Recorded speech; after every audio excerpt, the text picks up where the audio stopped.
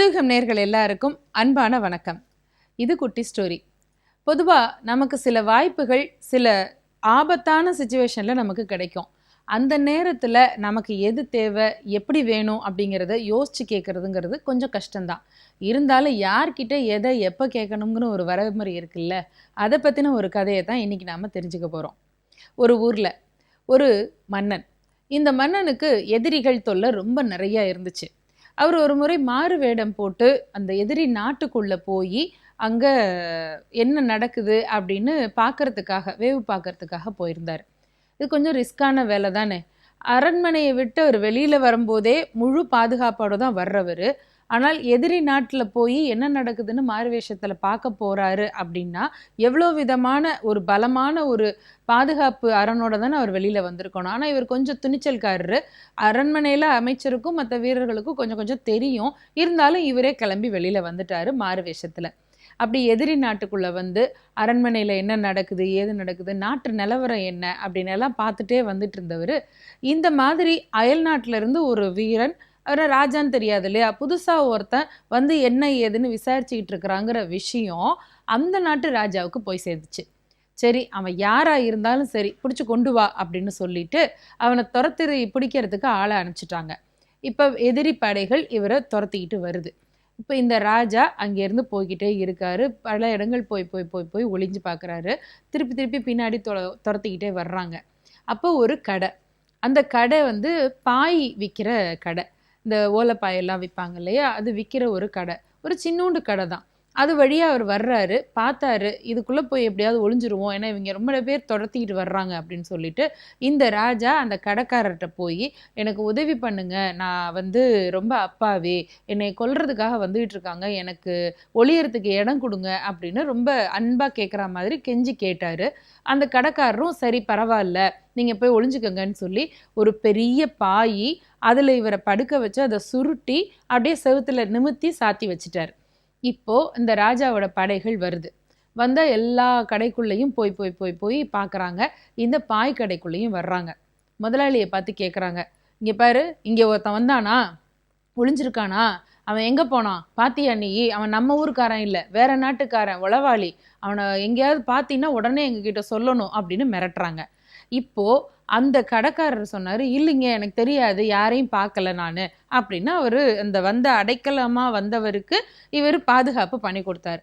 இருந்தாலும் போகிற போக்கில் இதை கேட்டுகிட்டே இருந்தவங்க அந்த ஒரு 2 வீரர்கள் நின்று கடைக்குள்ளே பார்த்தாங்கல்ல, ஒருத்தன் மேலே பார்த்தான், ஒருத்தன் கீழே பார்த்தான், ஒருத்தன் அந்த பக்கம் இந்த பக்கம்லாம் பார்த்துட்டே இருந்தவன் திடீர்னு என்ன ஆயிடுச்சு, ஒருத்தன் வேகமாக இடுப்பில் இருக்கிற இந்த சின்ன கத்தியை எடுத்து எந்த பாய்க்குள்ளே ராஜாவை சுருட்டி ஒளிச்சு வச்சிருக்கிறானோ அந்த பாய்க்குள்ளே இந்த கத்தியால் சரக்குன்னு ஒரு குத்து குத்தினான்.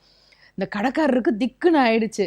ஆனால் நல்ல வேளையா அது பெரிய பாய், நிறைய தடவை அதில் மேலே மேலே சுற்றி இருந்ததுனால ராஜா மேலே அந்த கத்தி லேசான ஒரு சின்ன காயத்தை தான் உருவாக்கிடுச்சு.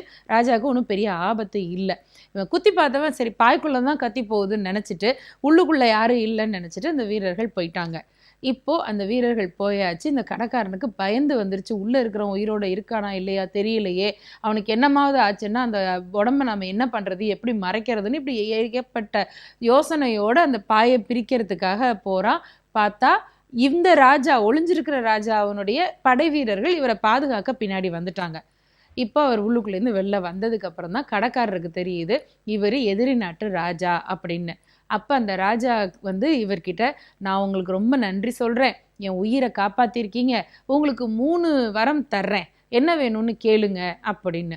உடனே அப்போ அந்த கடைக்காரர் சொன்னார், என் கடை இந்த கூரை மட்டும் ஒழுகிக்கிட்டே இருக்குது, இதை என்ன பண்ணுறதுன்னு தெரியல அப்படின்னு.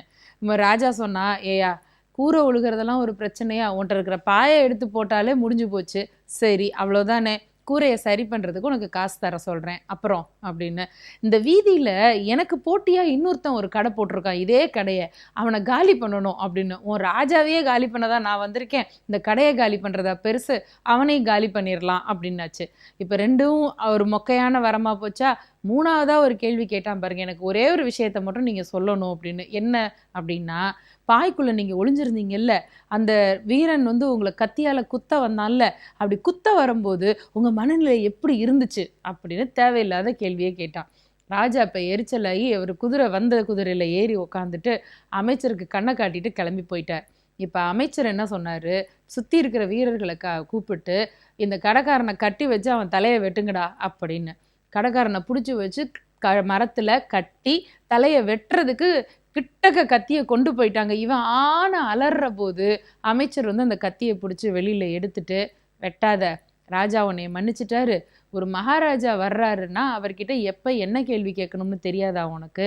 கத்தியை குத்த வரும்போது எப்படி இருந்துச்சுன்னு தானே தெரிஞ்சுக்க ஆசைப்பட்டு இல்லை? இப்படித்தான் இருந்துச்சு ராஜாவுக்கும். மரண பயம்னா அதுதான். ஆனால் அந்த நேரத்துலையும் அவர் உள்ளுக்குள்ள தைரியமாக அமைதியாக இருந்ததுனால தான் இப்போ ராஜாவா அவர் வெளியில் போகிறாரு. உன்ன மாதிரி கத்தி இருந்தாருன்னா அப்போவே முடிஞ்சு போயிருக்கும் கதை அப்படின்னு அமைச்சர் சொன்னார். இப்போ இந்த கடைக்காரருக்கு புரிஞ்சிச்சு தைரியம்னா என்ன அப்படின்னு. அது மட்டும் இல்லை, ஒரு ராஜாவே என்ன வேணும்னு கேட்டால் கூட அவங்கவுங்க லெவலுக்கு தான் கேட்குறத கேட்பாங்கன்றது இந்த கடைக்காரரை பார்த்து நமக்கு தெரியுது. சிந்திக்கலாமா? நன்றி.